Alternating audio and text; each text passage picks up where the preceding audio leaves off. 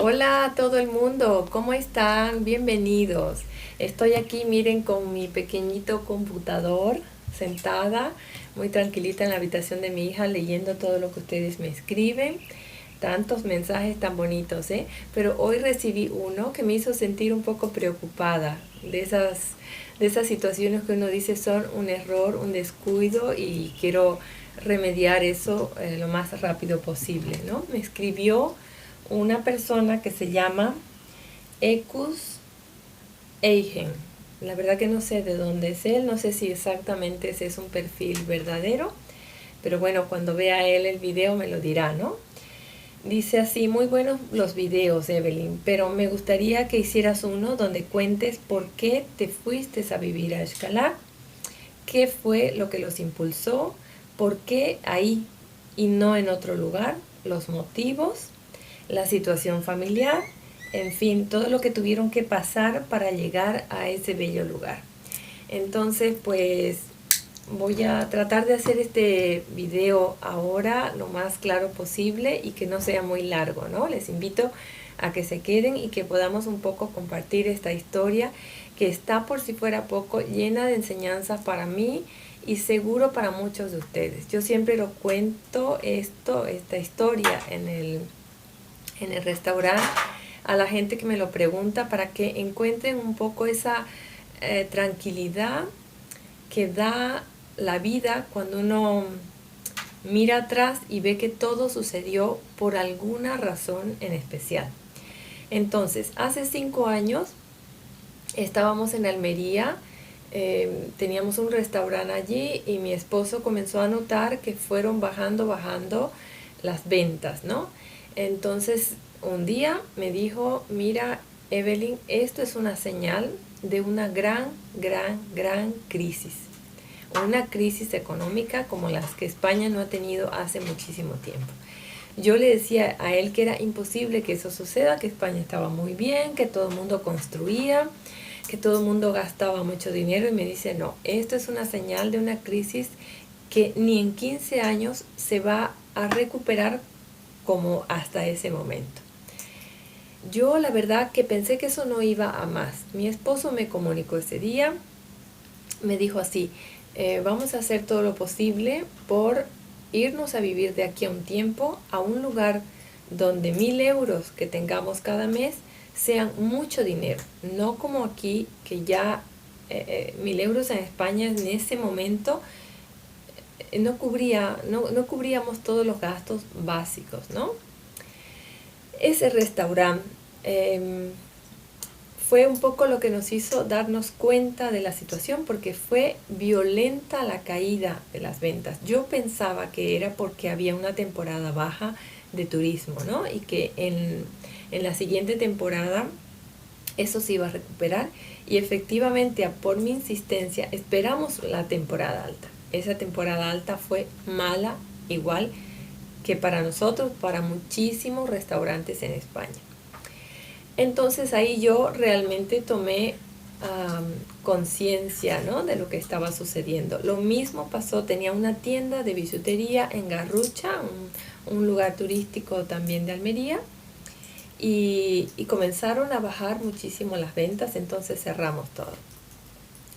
Desde ese momento que mi esposo me comunicó esta situación, pasaron 2 años, fueron 2 años de sentarnos día y noche en el ordenador buscando dónde íbamos a irnos. ¿Saben? Cuando se me eriza un poco la piel volver a recordar, volver a esos tiempos, porque fue un desgaste mental, emocional muy fuerte. Saber que uno tiene que prepararse para partir y que aunque nos hubiéramos demorado 2 años, teníamos una presión muy fuerte de hacer bien ese traslado, de planificar perfectamente las cosas. Sin embargo, la vida, uno propone y Dios dispone. Esto es algo que yo ya no me esfuerzo por cambiar las situaciones, porque cuando tienen que llegar, llegan. Efectivamente, uno tiene que tomar en algún momento una gran decisión, pero de ahí en adelante muchas de las cosas no podemos controlarlas, ¿eh? Miren lo que nos pasó. Empezamos a preparar bueno, a guardar las cosas, a preparar cómo íbamos a dejar la casa, porque la casa tampoco se iba a vender ni se ha vendido, la casa está ahí esperándonos algún día. Entonces, nuestra situación siempre fue muy clara, ¿no? Teníamos un dinero al mes que recibíamos cada mes y entonces teníamos que irnos a un país donde nos manden ese dinero y con ese dinero poder vivir en caso de emergencias, en caso de que no funcionen nuestros planes, que por lo menos tengamos ese dinero y que podamos pasar cada mes esa situación.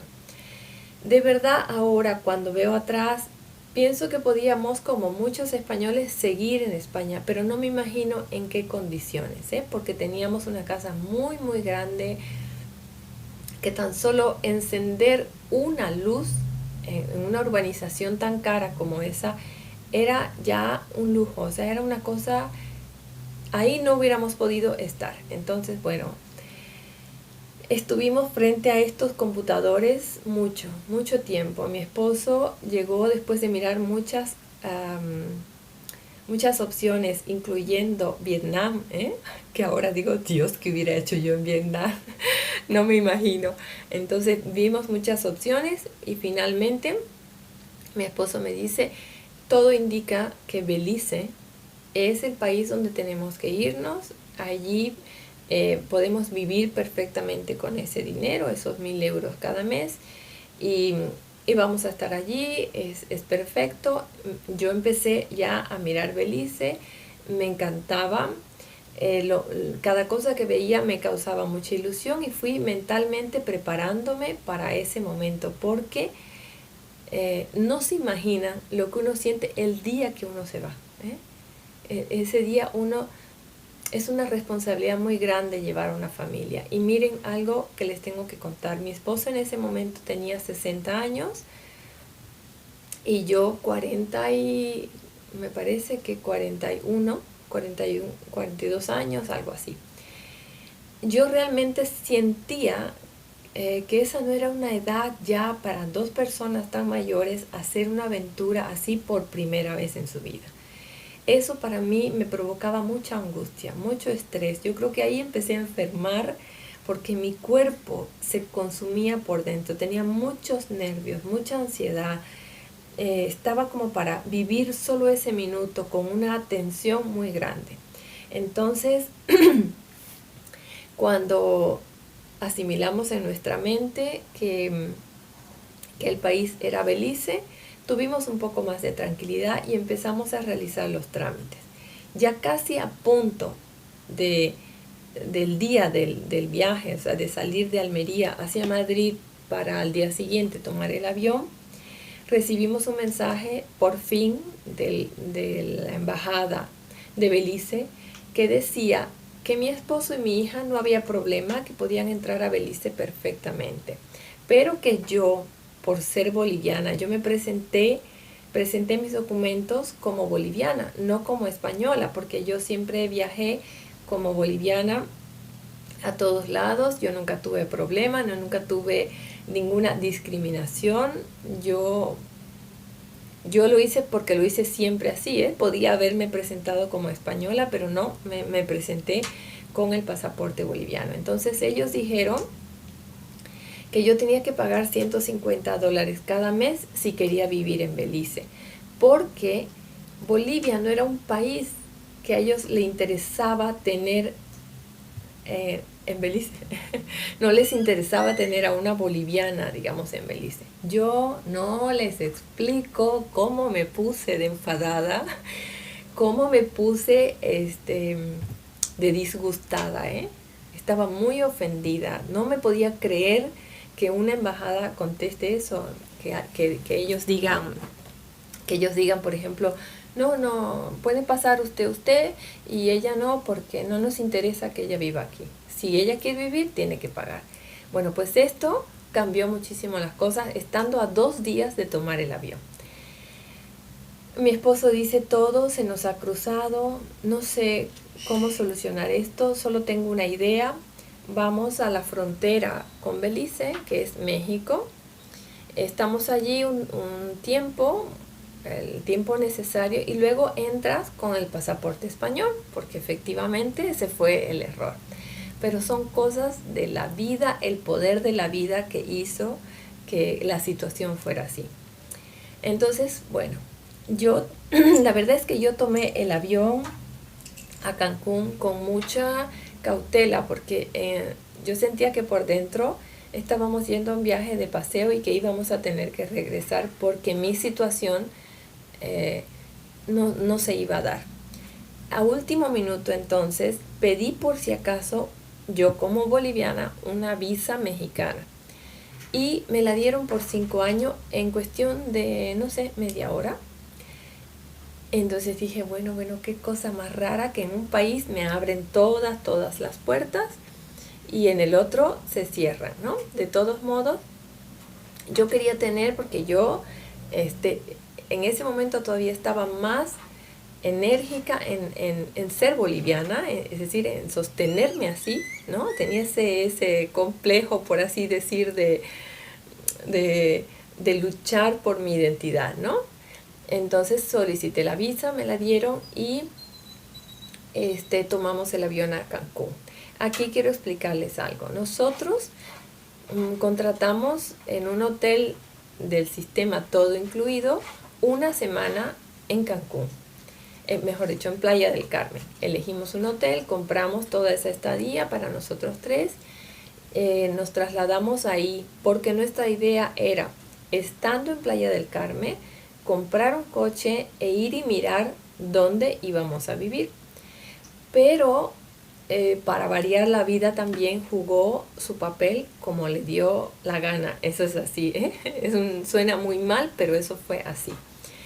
Compramos el coche y no sé por qué razón dijimos, bueno, vamos a ir, busquemos en internet la frontera, vamos a ver la frontera con Belice. Pero en Google Maps, o no me recuerdo en qué programa, sí creo que fue en eso, sí creo que fue en eso. Buscamos la zona, buscamos el mapa y nos acercamos hasta esa frontera. Supuestamente, nosotros pensamos que Xcalac era el pueblito que estaba en la frontera con Belice, y está, o sea, de hecho es el último pueblito de México. De ahí para adelante ya está Belice. Pero no nos aparecía la ciudad de Chetumal como el punto migratorio. No sé si me entienden. Es decir, el último pueblo que aparecía era Xcalac, pero no nos aparecía Chetumal como si fuera, no nos parecía que esa fuera una frontera verdadera, el punto donde se hace migración. Entonces mi esposo, cuando llegamos al hotel, descansamos, dejamos nuestras cosas en el hotel y tomamos un taxi para ir a buscar un coche. Elegimos un coche en apenas pocas horas. Lo compramos ese coche con mucho temor, sin saber exactamente qué estábamos haciendo. Y por la tarde decidimos ir entonces a este lugar, Xcalac. Pero calculamos mal las horas, es decir, fuimos obviamente despacio porque no conocíamos la ruta, no teníamos tampoco un GPS, entonces nos tomamos el tiempo y llegamos muy tarde a Xcalac. Llegamos prácticamente cuando ya había oscurecido. Conforme nos fuimos acercando, yo veía selva. Yo decía, Dios mío, no sé dónde estamos yendo. Empecé a tener muchos nervios, Me contenía para disimular ante mi esposo y ante mi hija, pero yo estaba muy nerviosa. Llegamos a Xcalac de noche, o sea, no sabíamos dónde llegábamos porque era de noche. Había muy pocas luces, sin embargo ahí encontramos un cuarto. A las 5 de la mañana, cuando empezó a salir el sol, cuando empezó a amanecer, mi esposo fue el primero en salir afuera y luego vino corriendo a las 6 de la mañana y dijo, tienes que salir, Evelyn, a mirar este paraíso. Yo lo miré y dije, bueno, tengo que salir. La desperté a Isabela, cuando yo salí afuera, yo empecé realmente a llorar porque no me creía una cosa tan hermosa. Es que aparte ese día fue perfecto todo, no había olas, el mar estaba en calma, estaba agradable la temperatura. Bueno, todo fue perfecto, ¿no? Yo empecé a mirar y dije, qué cosa más bonita, qué cosa más perfecta, cómo puede el Señor hacer cosas tan maravillosas, ¿no? Mi esposo me dice, estemos aquí 2 días, ¿qué te parece si nos quedamos acá 2 días y luego decidimos qué hacer? Ahí nos enteramos que Chetumal era el verdadero punto migratorio y no Xcalag. Xcalag no tenía nada que ver con los papeles de migración. Entonces disfrutamos 2 días y a los 2 días mi esposo dice, bueno, a mí me parece, no sé ustedes, que más adelante podemos conocer Cancún, rentemos esta habitación por un mes, estemos aquí un mes y luego vamos después a Chetumal. Y entonces estuvimos de acuerdo porque Isabela se lo pasaba muy bien. Fuimos conociendo personas, empezamos a gustar muchísimo del lugar. Hay muchos videos que se los voy a dejar aquí, los enlaces poco a poco, que muestran un poco, lastimosamente con una cámara muy mala y un audio muy malo, pero muestran más o menos lo que es Xcalag. Y al finalizar este video también voy a ponerles un poco de fotos tanto de nuestra vida en España, en Almería, los últimos años, como ya de nuestra vida en Xcalag. Entonces, miren, al cabo de este tiempo, mi esposo dijo que nos quedemos ahí, que poco a poco nos fuimos integrando a la gente y queríamos estar más tiempo. También nos pasó que conocimos mucha gente que nos hablaba de Belice y yo empecé ya a acrecentar ese rechazo que yo tenía a Belice por esa situación que me había sucedido como boliviana. Entonces comenzaba la escuela para la niña y yo le dije a mi esposo, mira, quedémonos aquí estamos muy bien, rentemos una casita un poco más grande y quedémonos aquí. A mí México me gusta, lo empecé a ver todo más tranquilo, ¿no? Se me quitó ese miedo. Uno a veces tiene terror de venir a México por todas las cosas que uno ve de violencia cuando vive en países como España, en cualquier país de Europa, ¿no? Le muestran a uno casi todo lo malo, pero en realidad hay muchos pueblos, muchos distritos que son una verdadera paz. Entonces, nos quedamos en Xcalag, esa fue nuestra historia. Al día de hoy, yo no conozco Belice, mi esposo no ha vuelto a ir. La carta decía que mencionemos un poco por qué Xcalag y no otro lugar. Miren, fue todo sucediendo de forma tan natural y tan perfecta que fue sin querer que nos quedamos ahí 4 años, hemos estado ahí 4 años. La razón por la que me vine a otro pueblo en esta misma zona fue por la escuela de la niña. Empezaron los maestros a faltar muchas veces a la escuela. Yo veía que la educación no era buena y sí veía que en otros pueblitos muy cercanos era muy, muy buena, ¿no? Y por esa razón dejamos con el dolor de nuestro corazón Xcalag y tuvimos que venirnos. Fue por la escuela, ¿no? Eso quería siempre confiar en la vida. Definitivamente México no estaba en nuestros planes. Nunca pensamos venir a vivir a México porque teníamos mucho miedo cuando veíamos esos hombres colgados en los puentes que le muestran a uno en los medios de comunicación en Europa. Nunca se me hubiera ocurrido que vendría a vivir a México. Estoy aquí por un accidente, por una confusión, por algo inesperado. Si yo hubiera ido a Chetumal buscando esa frontera, ese punto, seguramente no hubiera dado con Xcalag. Seguramente el Señor tenía para mí preparado ese rinconcito especial. Seguramente Él me quería dar una sorpresa, me quería decir, mira Evelyn, esto es donde yo quiero que tú vivas. Aquí quiero que tú estés. Disfrútalo mientras puedas. Yo siempre supe que estar en Xcalac era algo temporal porque veía la necesidad de muchas cosas, de necesidad de los médicos, las distancias muy largas. Yo sabía que ese tiempo iba a terminar, pero fui muy feliz allí. Estoy muy agradecida con todas las personas que viven en Xcalac, que nos abrieron los brazos, que nos han dado mucho amor, mucho respeto, muchas consideraciones. Me encantaría algún día, cuando eso tenga un poco más de servicio, regresar ahí, tener mi casita. Bueno, son sueños que yo tengo, ¿eh? Pero de momento, pues ahora quiero transmitirles eso. El Señor sabe perfectamente lo que hago. Bueno, digo el Señor en mi caso, ¿no? Y la vida, en el caso de que ustedes no sean personas que tengan fe en Dios, tengan fe en la vida. La vida siempre, si ustedes tienen buena fe y tienen buenos corazones, la vida les tiene que armar una cosa ahí especial para ustedes, porque es lo que se van a merecer, es lo que se merecen. Entonces la enseñanza aquí al finalizar este video es eso: confiar en la vida, estar seguros que nosotros proponemos, pero que no sabemos si exactamente las cosas se van a hacer. Contarles un poco de nuestra vida. Espero que para todo les sea útil y que el mensaje les hubiera llegado. Les mando un cariñosísimo abrazo a todos.